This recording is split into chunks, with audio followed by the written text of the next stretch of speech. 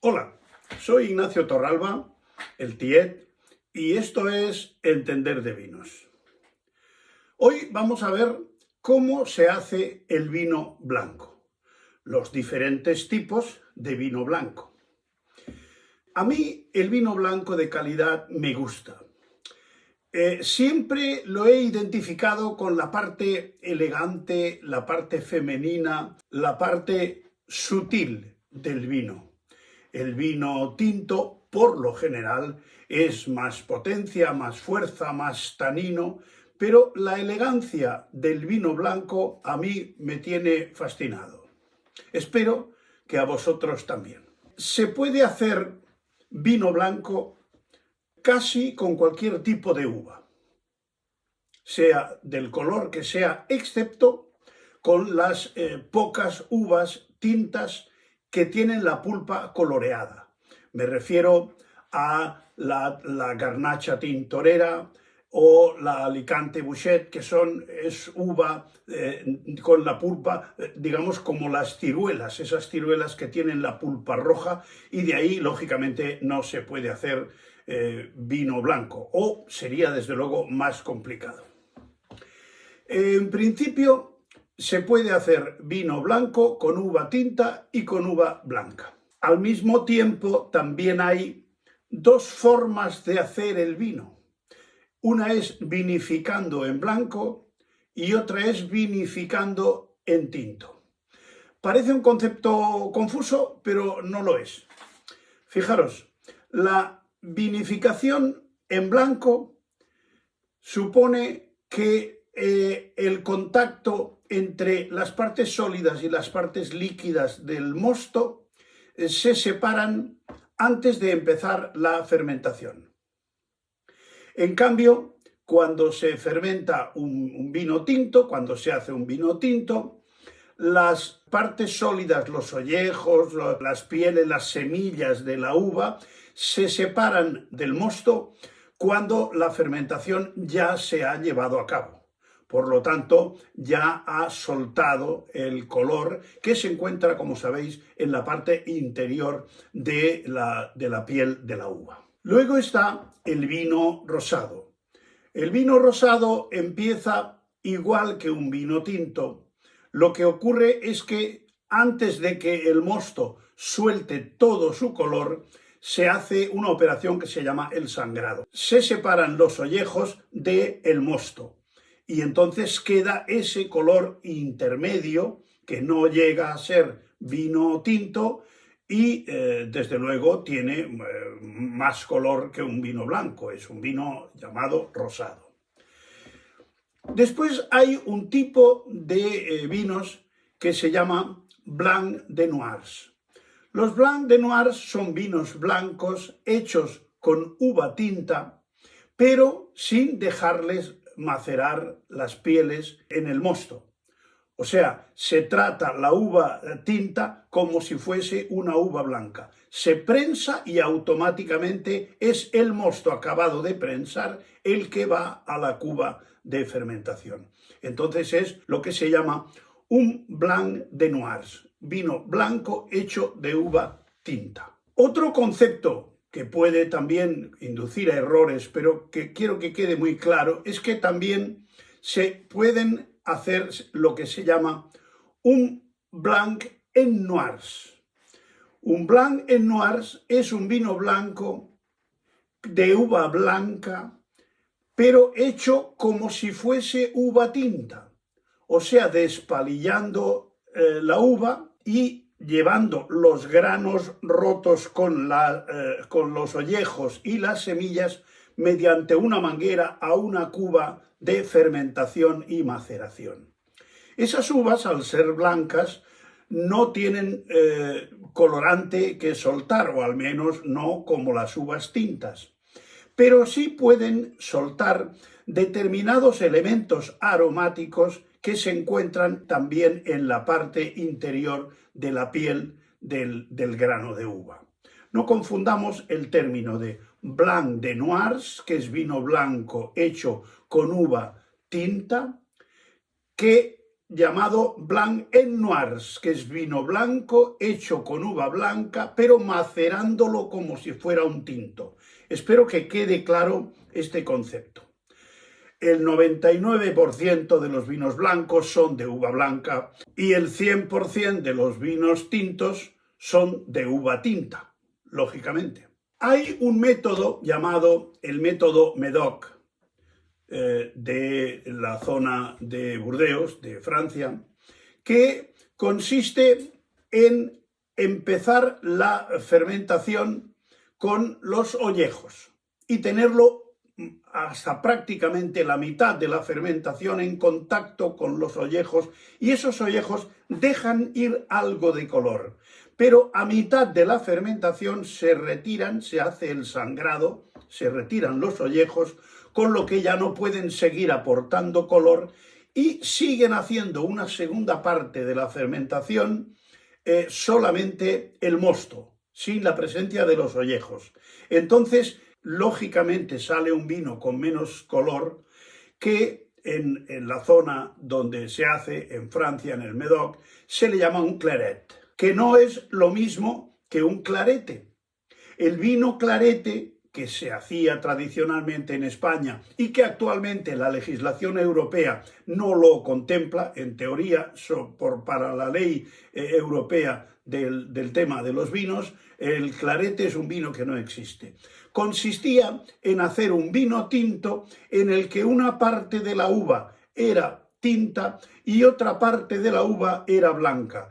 Lógicamente, las uvas blancas no aportan color y salía un rosadito oscuro que era de la familia de los tintos y que le llamaban clarete. Hay que considerar a la hora de hacer el vino los tres siguientes pasos.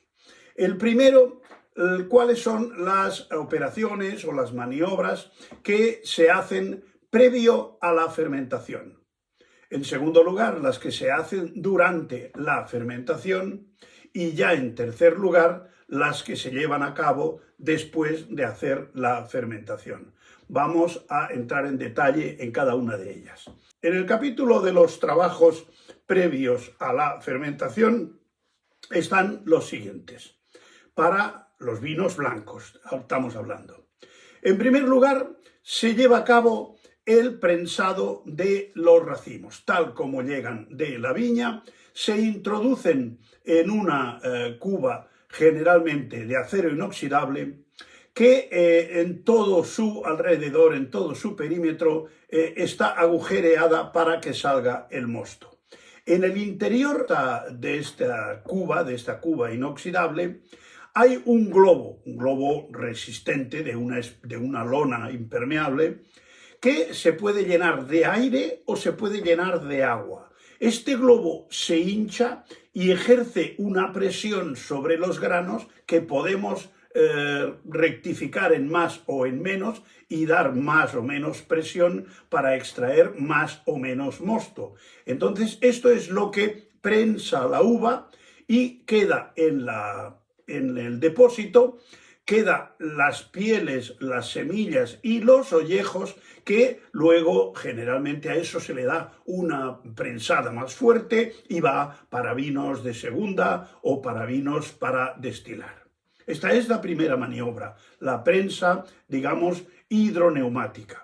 En el caso de que los vinos blancos se vayan a hacer con uva tinta, o sea que hagamos un Blanc de Noirs, con cierta frecuencia el vino se prensa en la misma viña, se llevan unas prensas portátiles y se prensa en la misma viña para separar el mosto de las pieles, para evitar cualquier tipo de pase de materia colorante al mosto. Y de esa manera, es minutos el tiempo que está en contacto. Por lo tanto, se separan inmediatamente y ese mosto queda normalmente muy transparente. Si no se hace con la debida meticulosidad, suele salir lo que los franceses llaman un vino gris, que es un vino blanco con una sombra de color, que puede embotellarse de esa manera, como vino gris,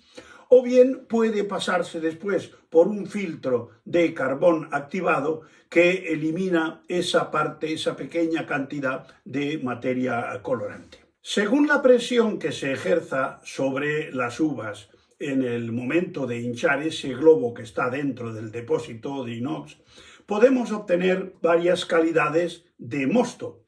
Una es la calidad de mosto yema o flor, que es el mosto que se obtiene con una presión ligera, que lógicamente se hace con menos presión y se obtiene una mayor calidad.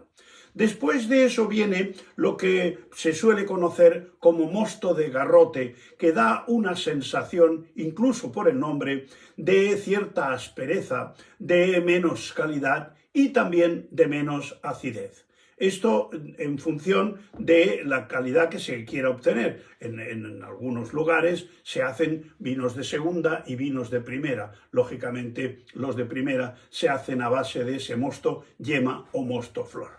Después del prensado viene la operación de lo que se llama el desfangado. El desfangado es eliminar todas esas partes sólidas que pueden quedar de la uva, a pesar de que las pieles ya no están, pero hay esta pulpa que tiene el mosto que generalmente queda nadando, digamos, por en medio del mosto y que nos enturbia, nos ensucia lo que es la claridad del mosto. Para eliminar esas partes sólidas se pueden hacer varios tipos de operaciones.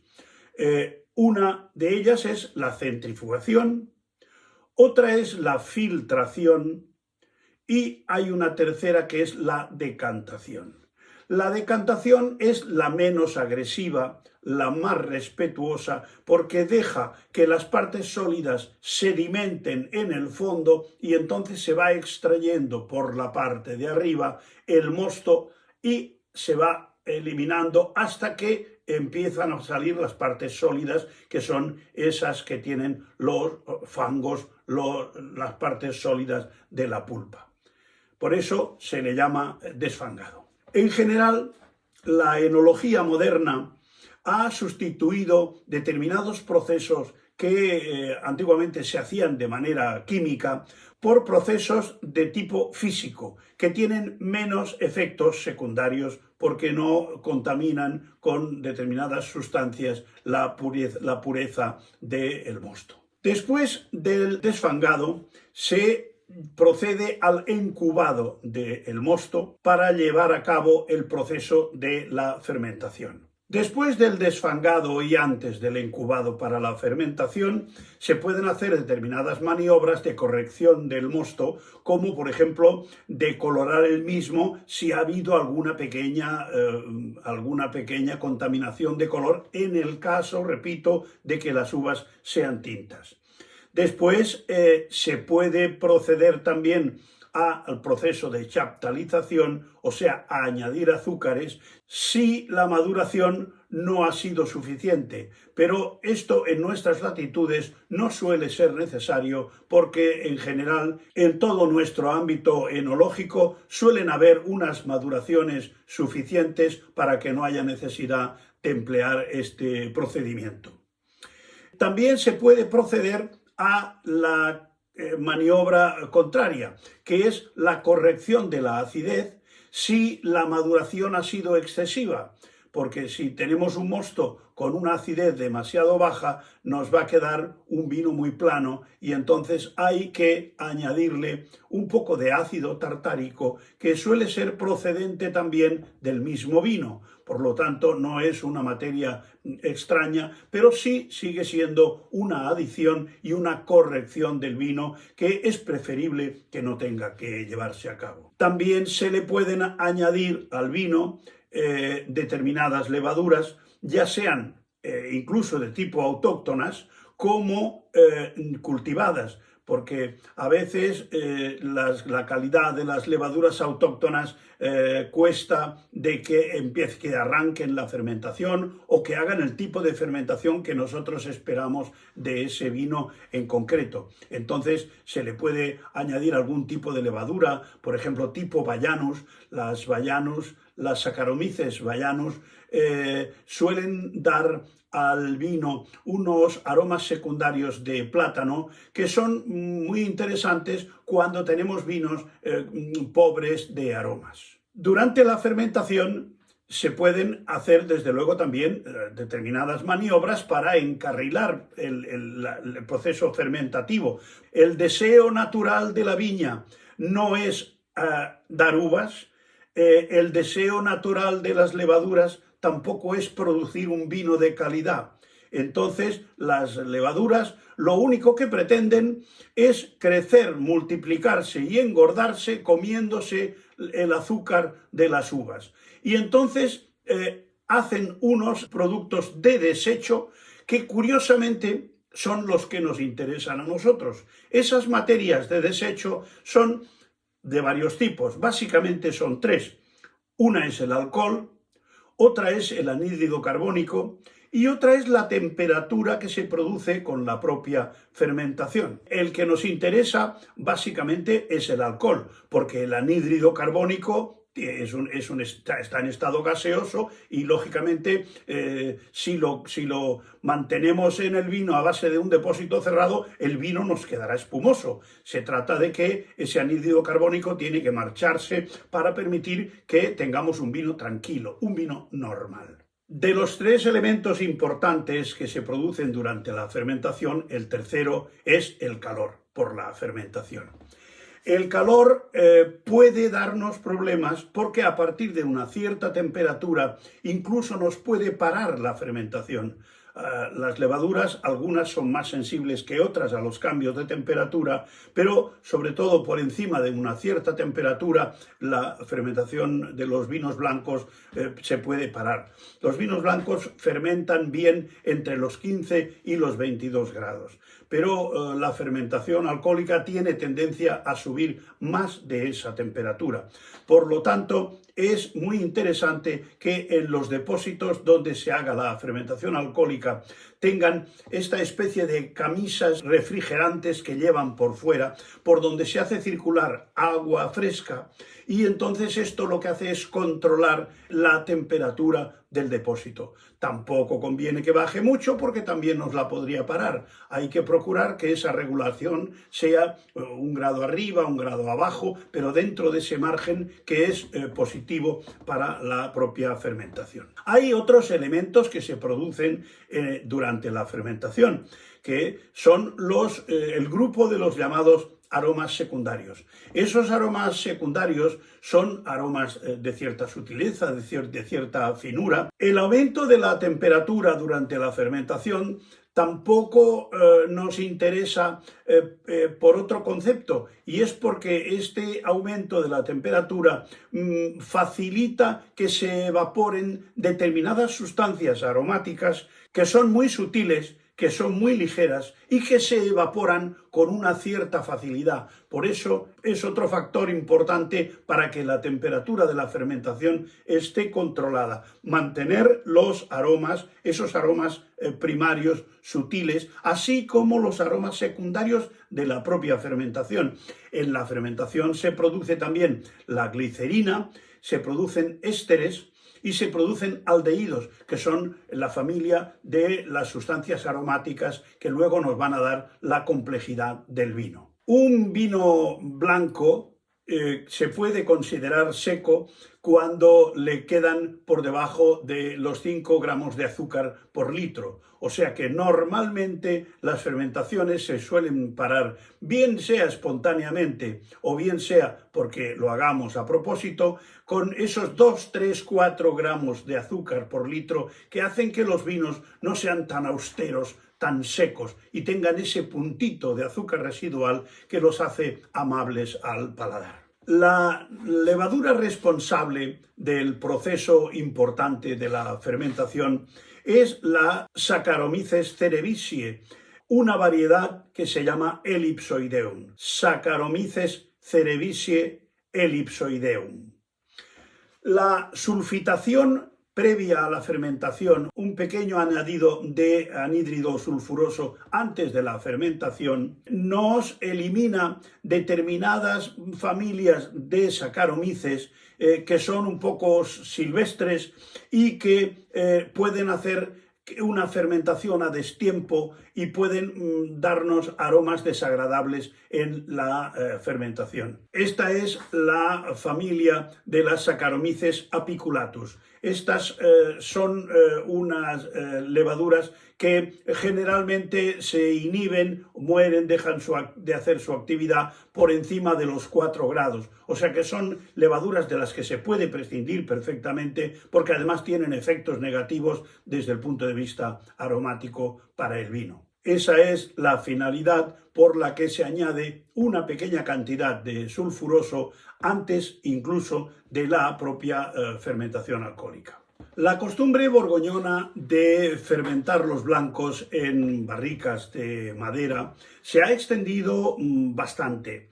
Y esto ha sustituido un poco esos blancos afrutados que potencian los aromas primarios y que también posibilitan la oxidación del vino por la avidez de oxígeno de las propias lías. La fermentación en barrica mejora las condiciones de trabajo de las levaduras y produce al mismo tiempo un poquito más de grado alcohólico. Por otra parte, la estancia del vino blanco en la barrica durante la fermentación le aporta, sobre todo la madera, determinados aromas que recuerdan notas de crianza. La madera tiene una serie de componentes aromáticos que le son favorables al vino, tanto en la fase de fermentación como en la de crianza. Y además está la aportación positiva del contacto con las lías, que son las que enriquecen también al vino, le dan untuosidad,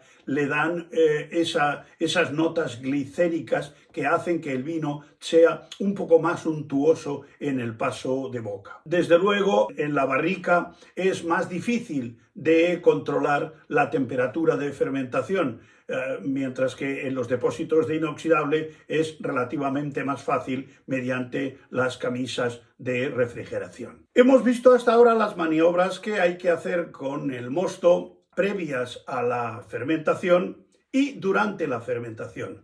A continuación vamos a ver los trabajos o maniobras que hay que llevar a cabo después de la fermentación. Cuando la fermentación termina, se procede al descube del vino y generalmente a separar las lías, salvo que nos convenga darle algo de crianza sobre lías. También hay lo que se llama lías finas y lías más ordinarias que pueden darle al vino determinados aromas que recuerdan suciedad. Por esto es muy importante saber qué tipo de lías tenemos en el fondo de la barrica, porque en el caso de ser finas nos conviene darle un tiempo de contacto al vino con ellas e incluso llevar a cabo un procedimiento que se llama bâtonnage, que es introducir un palo, un bastón dentro de la barrica y removerlas para que esos cuerpos de las levaduras aporten al vino determinados aromas y determinadas sustancias que le dan esa untuosidad que comentábamos antes. A continuación hay que llevar a cabo diferentes trasiegos. Los trasiegos tienen una gran utilidad, sobre todo para, en primer lugar, eliminar pozos. En segundo lugar, airear un poco el vino, porque eso le da al vino estabilidad. Y en tercer lugar, elimina los restos de anhídrido carbónico y otros aromas de la fermentación que no son tan positivos para el propio vino. Después de haber acabado la fermentación alcohólica, que generalmente se lleva a cabo cuando aún no ha empezado el invierno, hay una parada por la temperatura y cuando al aproximarse la primavera las temperaturas aumentan levemente y llegan hasta los 20 o 22 grados, el vino tiene tendencia a hacer lo que se llama la fermentación maloláctica. Ya hemos explicado en algún otro vídeo que la fermentación maloláctica es un proceso que se hace al vino para suavizar la acidez. Si la acidez es baja, conviene que el vino no haga fermentación maloláctica, pero si tenemos una acidez málica importante, esas bacterias convertirán el ácido málico en ácido láctico, que es mucho más elegante, más suave y mucho más positivo para el vino. Después del descube, el vino está turbio. Entonces es lo que se suele llamar vino en rama. Ese vino hay que proceder a clarificarlo. Es preferible una clarificación mediante la adición de determinadas sustancias que filtrarlo. Porque filtrando el vino nos quedamos en la bodega en partes del vino que son muy interesantes para su crianza. Por lo tanto, nos conviene más una sustancia que pase a través del vino y nos ayude a eliminar todas esas partículas que están en suspensión y que lo enturbian. Estos clarificantes son de varios tipos. Suelen ser gelatina, caseína, sangre en polvo, bentonita o clara de huevo. La bentonita es una especie de arcilla y la clara de huevo simplemente es clara de huevos de gallina batida muy a punto de nieve que se deja que vaya calando a través del vino hasta llevarse por arrastre las partículas en suspensión, llevárselas al fondo. Hay otro procedimiento que es la estabilización por frío. La estabilización por frío es importante porque nos hace precipitar los tartratos. Si un vino no se estabiliza por frío o no pasa, digamos, ningún invierno en la bodega, es muy posible que luego ese vino nos dé sedimentos de tartratos o incluso en el propio tapón nos aparezcan esos granitos que parecen granitos de sal o de azúcar que no tienen ningún sabor, pero estéticamente